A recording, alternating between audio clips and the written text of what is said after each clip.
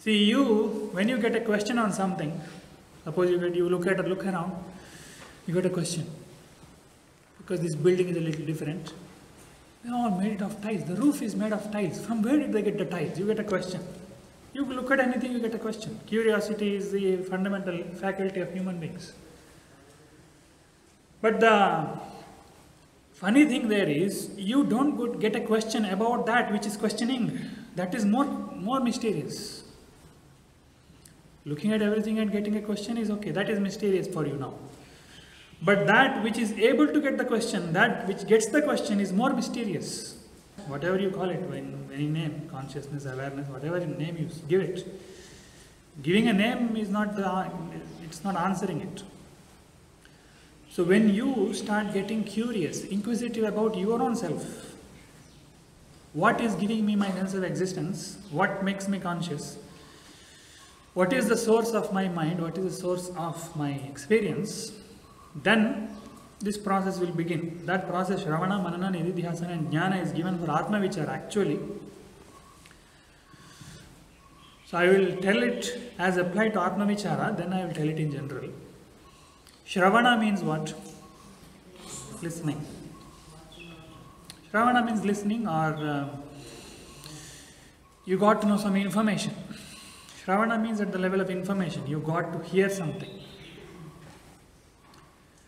So now, for example, if till now somebody did not have that question, now you listen to me saying something about consciousness. All of you will not get that, but some of you may get that.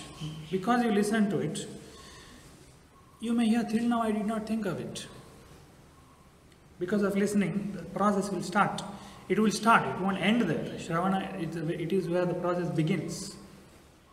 You saw something, you heard something. So because of that is Shravana. You were exposed to something. That's the very beginning step, Shravana. You are exposed to that situation or information. For many people, it will end there. For many people, it will not go further. Because everyone will not be at that stage. Now in this very class, how many do you think after finishing this course, how many do you think will think about the concepts which they learnt here? Many things will get purged out. Yes? You won't even remember that you heard it. It will be purged. Majority of it will be purged. Only few things, maybe asanas you will remember, pranayama you will remember. But some of the deeper concepts will be simply, they will be out of your system because you are not yet receptive, you are not yet ready to receive it. So although you heard it, it didn't stay. It went away, it evaporated.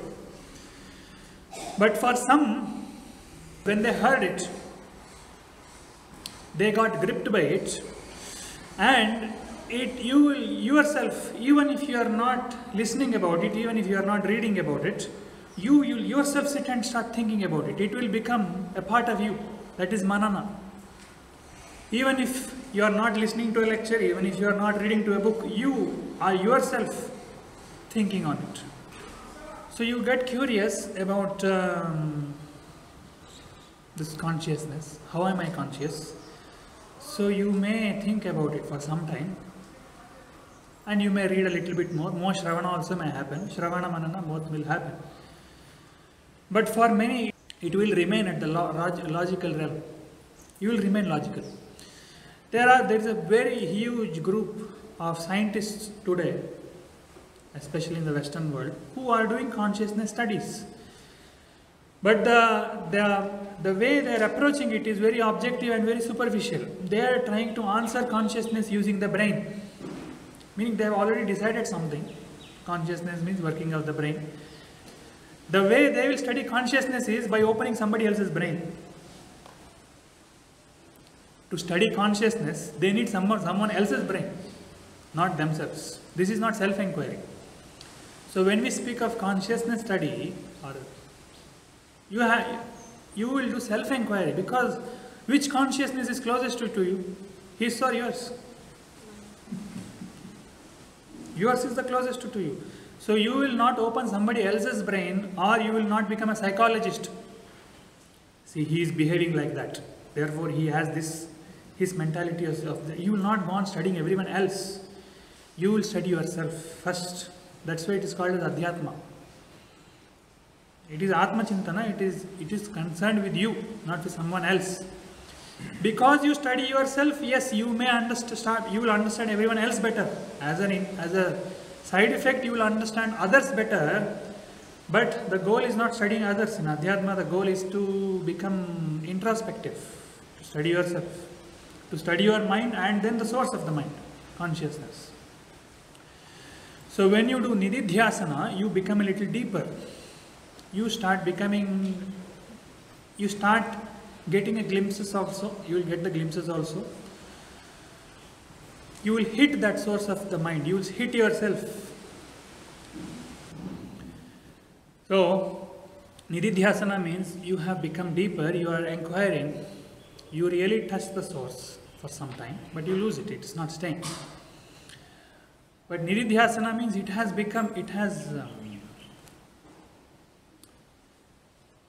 it is now possessed you. You are possessed by it. You cannot think about anything. You are now possessed by it. It has become the most important thing for you. Resolving yourself has become the most important thing for you. It should be the most important thing, actually. Without resolving yourself, if you try to resolve the world, you will create more problems than you will resolve. So that is Nididhyasana, the process of inquiry, deeper inquiry. When that happens for some time, you will see yourself as you are. You will not achieve anything. You will stop getting caught up in the mind. You will see the source of the mind. You will see yourself. That is jnana. Now this process of Shravana, Manana, Nididhyasana and Jnana, correspondingly in Yoga Vasishtha, there is a text called Yoga Vasishtha. It's a very large yoga text. Teachings of Vasishtha to Rama. There you will see a corresponding stages of Jnana Yoga. To this Shravana, Manana, Nididhyasana, Jnana. This is from Vedantic teaching. There you will see different names. There you will see Shubhecha, Vicharana, Tanumanasa and Sattvapatti. And then they give 3 more. It's the same extension of it. But these 4 main steps. Shubhecha, you understand? If you are Shubhecha means you have a wish. You have a wish to know something more because you heard something. It is relatable to Shravana phase. Then the second phase is Vicharana. You have started thinking about it yourself. It is no more coming from outside. You have yourself made it a constant thing within you. It is no more dependent on the outside world.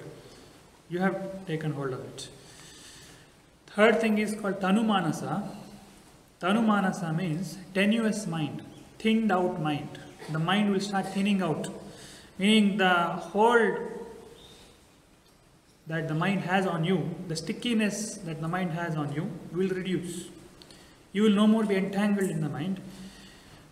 The hold will start reducing. It's called Tanumanasa. Probably the same word went into English. In English, this word is there, tenuous. Tenuous means thinned out. In Sanskrit, the same word exists. Tanukarna means thinning out. Mind will become a tool for you. It will no more become a nuisance for you. Tanumanasa, that is relatable to Nididhyasana. Nididhyasana means you are possessed by it. It's become deeper. Self-inquiry, it's real sense of self-inquiry. Then Sattvapatti, they call it a Sattvapatti, it means you saw it, you are established in it now.